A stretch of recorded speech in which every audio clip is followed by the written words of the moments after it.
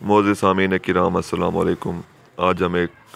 बहुत ही ज़्यादा मशहूर व मारूफ़ इल्मी और अदबी इस्तिलाह फ़लसफ़ा के हवाले से गुफ्तगू करेंगे और इसको समझने की कोशिश करेंगे कि फ़लसफ़ा दर हकीकत है क्या।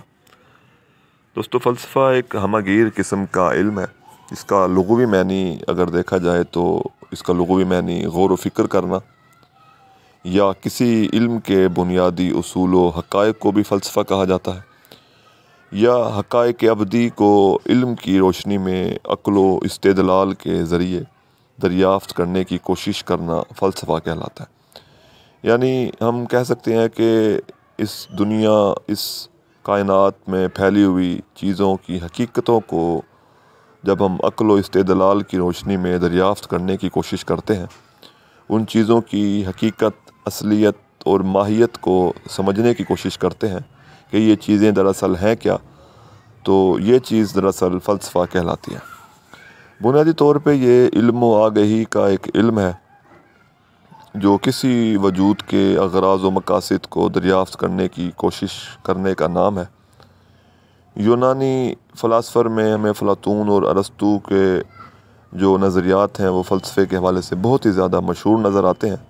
और इन दोनों जो फ़लासफ़र हैं उनका ये एक मुत्तफ़िक़ा एक नज़रिया है कि फ़लसफ़ा जो है ये अशिया की फ़ितरत, उनकी माहियत को मालूम करने का एक इल्म है। यानी इस हयात और कायनात के हवाले से जो मुख्तलिफ़ मुबाहिस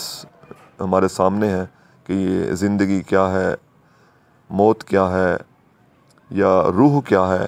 तो इस हवाले से जब भी बहस और मुबाहिसा किया जाता है, इन चीज़ों की हकीकतों को समझने की कोशिश की जाती है, तो ये चीज़ एक फ़लसफ़ा कहलाती है और ये इल्म जो है वो फ़लसफ़े का रूप धार लेता है। लेकिन फ़लसफ़े को हम बहुत सारे मायनों में इस्तेमाल कर सकते हैं। मिसाल के तौर पे जब हम अल्लामा इक़बाल की शायरी की बात करते हैं और कहते हैं कि जी अल्लामा इक़बाल का फ़लसफ़ा हयात क्या है, तो दरअसल इसका मकसद ये होता है कि अल्लामा इक़बाल का ज़िंदगी के बारे में नज़रिया क्या है, उनकी सोच क्या है,